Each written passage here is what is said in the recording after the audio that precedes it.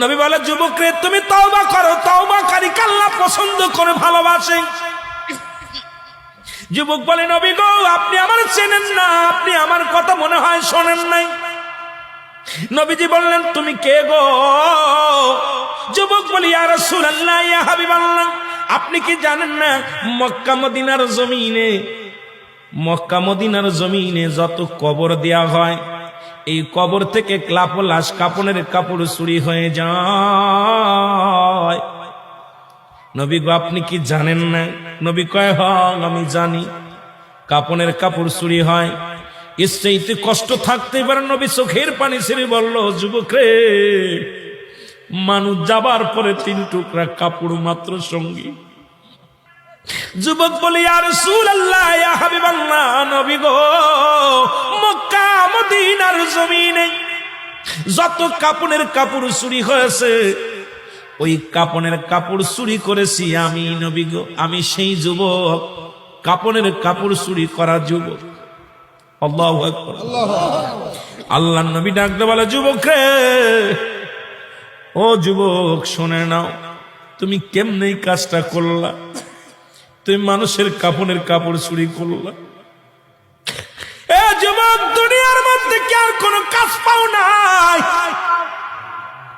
যুবক বলে, ইয়া রাসূলুল্লাহ, ইয়া হাবিবাল্লাহ, নবী গো, ও মায়ার নবী, আমি ভুল করেছি, আমারে আপনি তওবা করে দিন, আল্লাহ যেন আমারে মাফ করে দেয়। যুবক বলে, আল্লাহর নবী বলে, যুবক রে তুমি তওবা করো, তওবা করলে আল্লাহ মাফ করে দিবে। যুবক বলে, নবী গো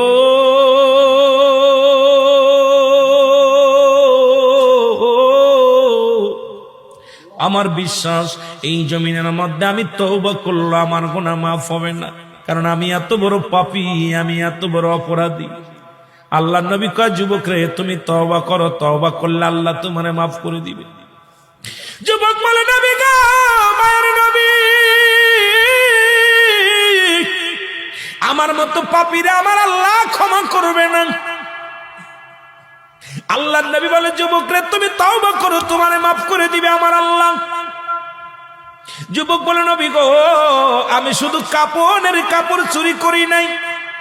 নবী গো মক্কা মদিনা অনেক দিন যাবত মানুষ মরে না, অনেক দিন যাবত মানুষ ইন্তেকাল করে না, আমিও কাপনের কাপড় চুরি করতে পারি না, আমার ব্যবসাটাও ভালো হয় না। হঠাৎ শুনতে পারলাম পার্শ্ববর্তী এলাকার মধ্যে একটা মহিলা মারা গেছে, সুন্দরী এক যুবতী মারা গেছে। আমি দৌড়াইয়া গেলাম, নিজে তার জানাজায় শরীক হলাম, দাফনে শরীক হলাম। সারাদিন অপেক্ষা আছি কখন রাত নেমে আসবে, কাপনের কাপড় চুরি করব। সব মানুষ যখন রাত্রে খাওয়া দাওয়া করে নির্জুম হয়ে গেল, আমি আস্তে আস্তে করে গোরস্থানে ঢুকলাম। গোরস্থানে ঢুকিয়া আস্তে আস্তে করে কবরের মাটিগুলো সরাইলাম। কবরের মাটি খুঁড়িয়া, নবী গো আল্লাহর নবী ডাকতে বলে, যুবক তুমি কি শুনাইলা? যুবক বলে, মায়ার নবী গো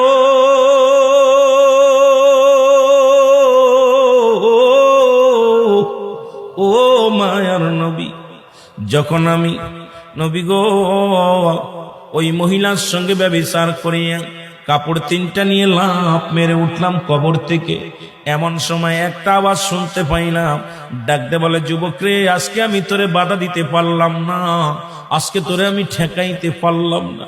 ও যুবক, আমার সনে অন্যায় করলি, জীবনে কোনো বেগানা পুরুষ আমার জীবনে আসে নাই, আজকে তুই আমার সনে অন্যায় করলি, আমি আল্লাহর আদালতে মামলা দিলাম, আল্লাহ যেন কোনদিন তোরে ক্ষমা করে না। জোরে বল আল্লাহু আকবার।